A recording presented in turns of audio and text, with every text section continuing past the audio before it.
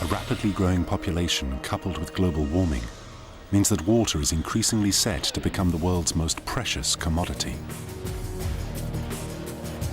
One of the solutions to this problem can be found within clouds.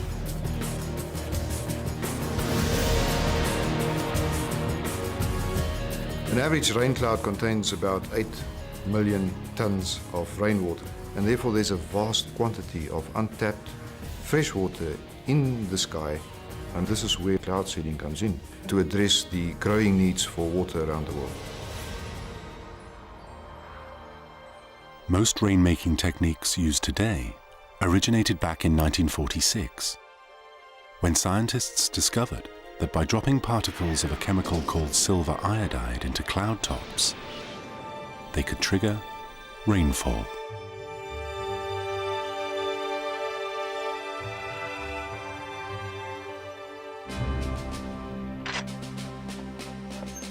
Since then, countries all over the world have experimented with different ways to squeeze rain out of the clouds.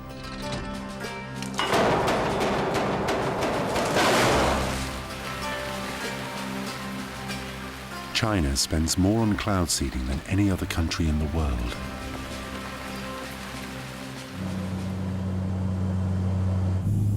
I'll put the radar on here in the aircraft so you can find the distance to that cellophane. Yeah, if you can see what the distance is, that would be... Dr. Brunjis is in Mali, West Africa, to test out a new technique he's devised with colleagues at the National Center for Atmospheric Research.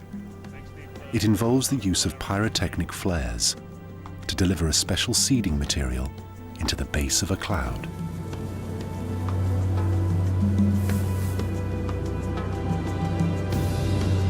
These are the so-called hygroscopic flares. They consist of salts inside.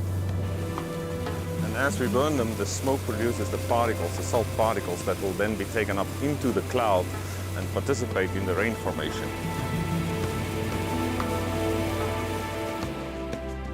Once released into the cloud's updraft, each one of the hygroscopic salt particles becomes a seed around which a single water droplet can form. These droplets collide with each other and grow, eventually becoming heavy enough to fall out of the cloud as rain.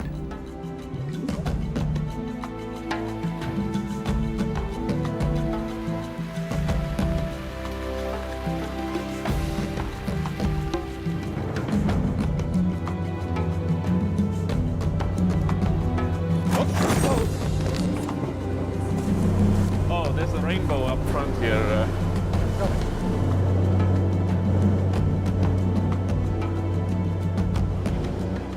Weather modification today is an increasingly precise science which can reap huge benefits for the many countries that suffer from severe water shortages. In the last few years, we've literally been on all 5 continents. A lot of our work focused on Southeast Asia, Africa, North and South America, and then also in Europe, Italy and Greece.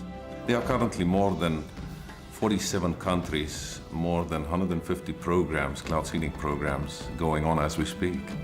Ron, you can go back. Cloud seeding seems to be making a change for the better for many people in the world today.